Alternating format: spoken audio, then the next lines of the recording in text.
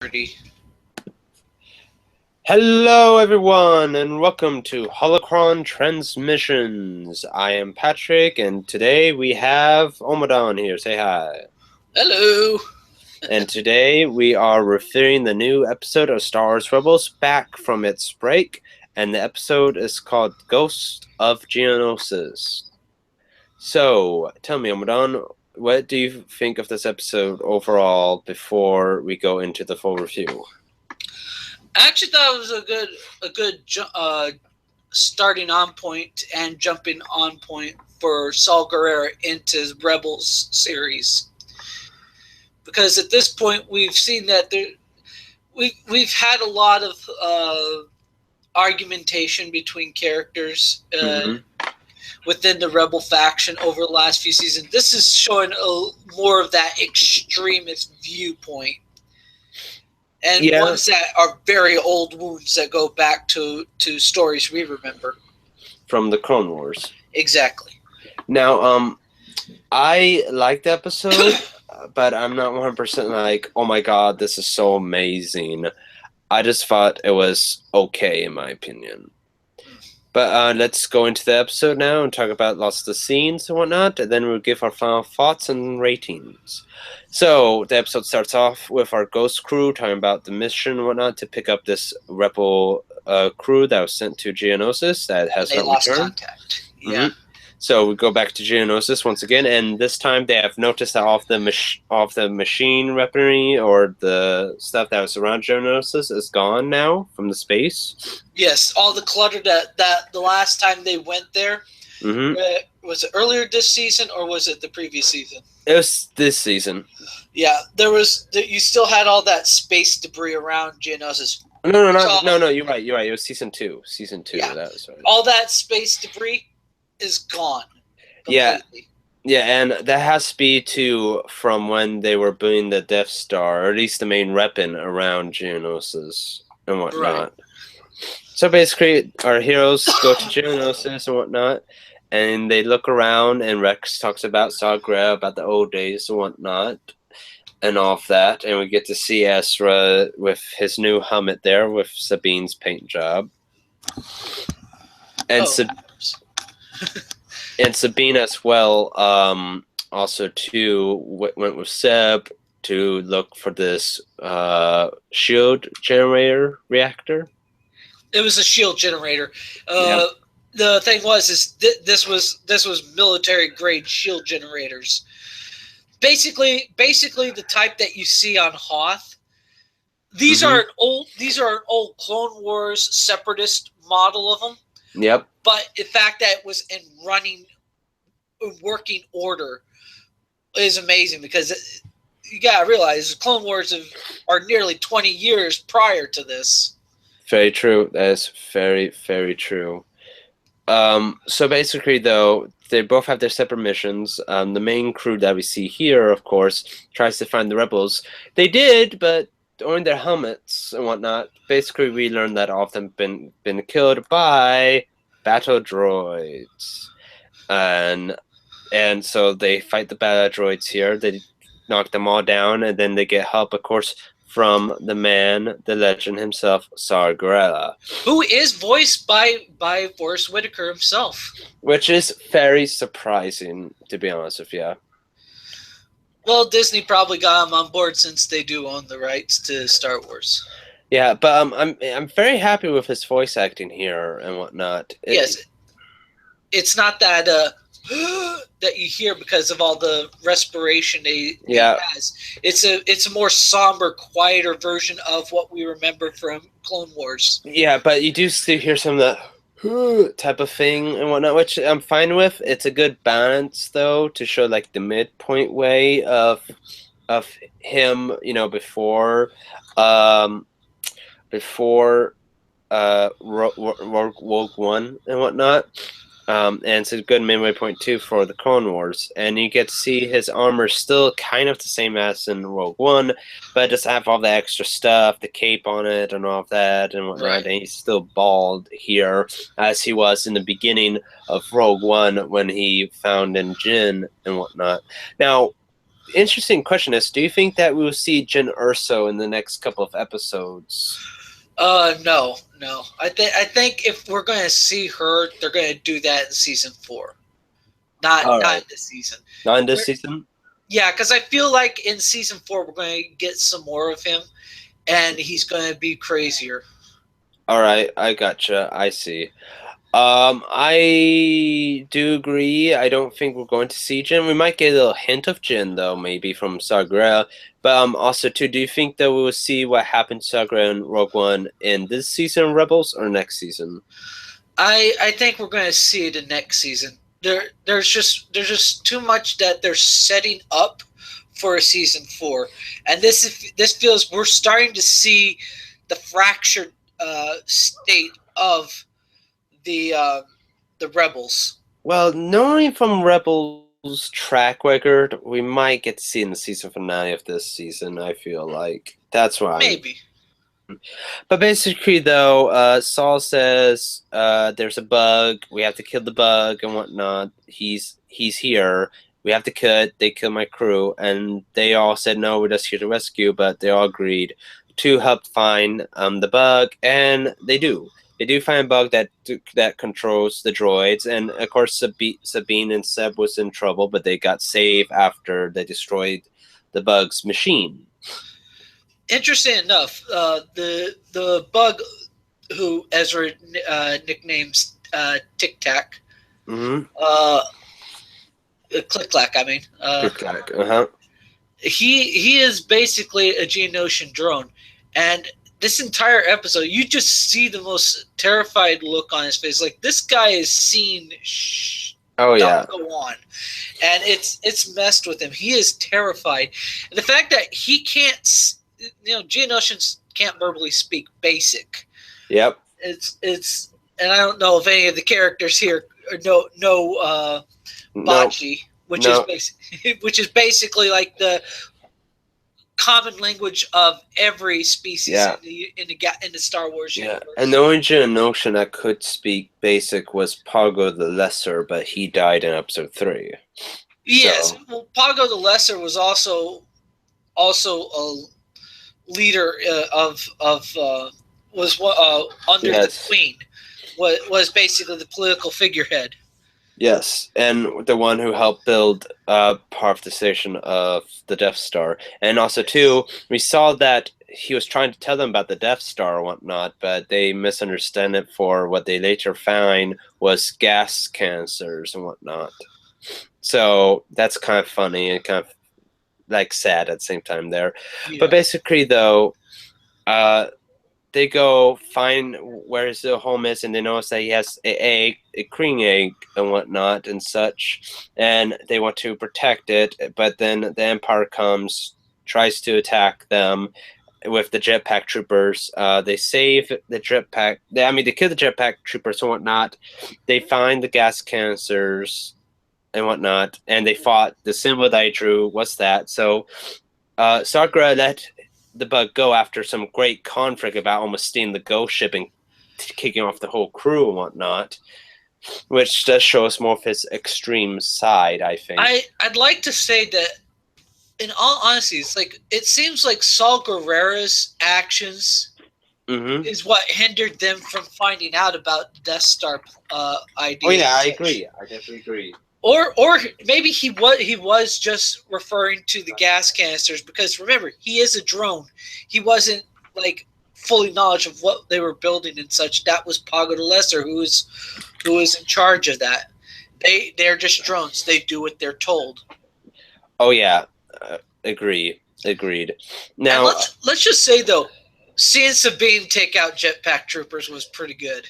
Good to see. It's basically watching guys who've trained militaristically with this, as opposed to a Mandalorian who lives on the flying jets and have to work around them. Yeah, and Ezra makes a nice comment about Sabine. And do you think there ever will be a love thing between Sabine and Ezra or no? I want to say yes and no.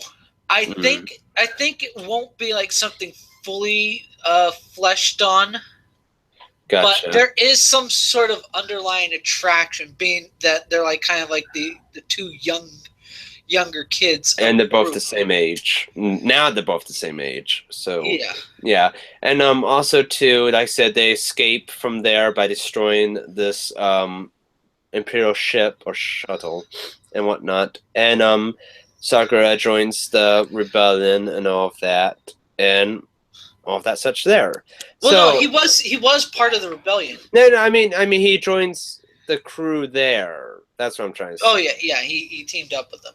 Oh yeah, he teamed up with them, yeah, and whatnot. And now we get to see how extreme he goes to where he was kicked out from the actual rebellion itself. Because you saw, and even not Ezra, but even Kenan said, sometimes your allies won't always agree on the same ways to deal with stuff.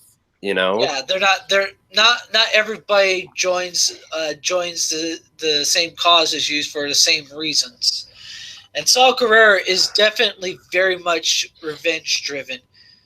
Oh, very much. Yeah, just seeing the image of his sister in that little hologram that dropped off him in Ezra Finds. Yeah, and I have to say something. That hologram thing they used for his sister was just terrible.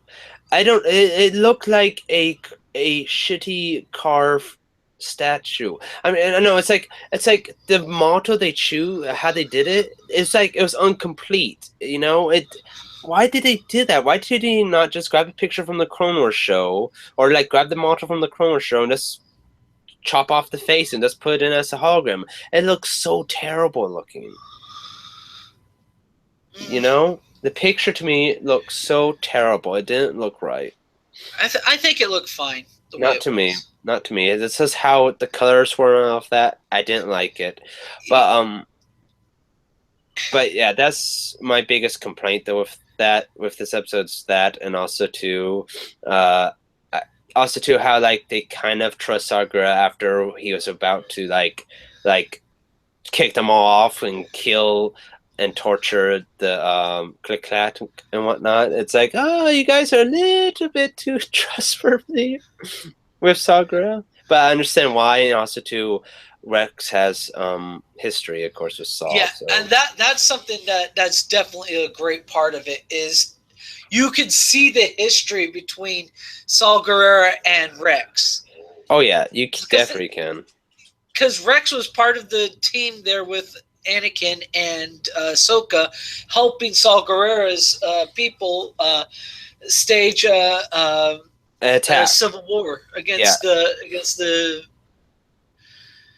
those in charge. It's like they taught them how to fight, because at the time Saul Guerrero's group, they were all fucking teenagers. Yeah, but also too, they did not know so much about tactics and how to fight the separatist machine. They were kids rebelling against. It's like, and Anakin and Ahsoka and the clones gave them hope and showed them how to fight back.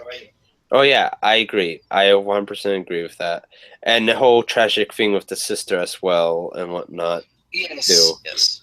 So let's go on to our final thoughts and rating. So Omdan, what do you rate the episode, and your final thoughts on the episode? I think the episode is definitely an 8 out of 10. It definitely shows us the mindset of Saul Guerrero, that the old wounds about losing his sister from Clone Wars have actually been pushing on him, and this is a guy getting close to the verge of breaking point. He will lash out at anybody to get his information. Even still, the thing is like he was constantly pushing, like, this bug knows more. This bug knows more. He's not telling us anything. He knows. He's not willing to listen to anybody. Mm-hmm. He's so driven. It's like he's looking for phantoms where there's no phantoms. The Geonosian Click-Clack. He didn't understand the Death Star thing. He was talking about the gases, and like the only thing that Saul Guerrero that kind of backed Saul Guerrero off was they gassed everybody he knew. Mm-hmm. He is alone with the last remaining part of his species. Saul Guerrero can understand that losing the only person he had in his life, his sister. Oh, I agree. And also, too, I will bring this up, too. I like, too, what they do with Ezra as well, with the whole, like, connecting to the Force thing and whatnot, because he was more calm and whatnot to Click-Clack and whatnot than Saw Gerrera was. Yes, and this is an interesting thing. Honestly, when it comes to Ezra, he seems to have more in touch with non-human species than human species. Yes, and I think there's something to be said about that. It's like it's probably going to play into more of Ezra. As you notice, is like as it's been going on, he has less tolerance for dealing with any of the human characters, but he has more tolerance with dealing with like any of the alien species, like Hondo, or when they rescue the Wookiees, or when the gas whales. Creatures. Yeah, it's like hell. The one he's connected with most, the two characters he connects with most on the Ghost are Zeb and Chopper, a droid and an alien character. It's like it's interesting to think about. It's just like he connects with those who are not people. Yep, I agree. Now, I'll go into my rating.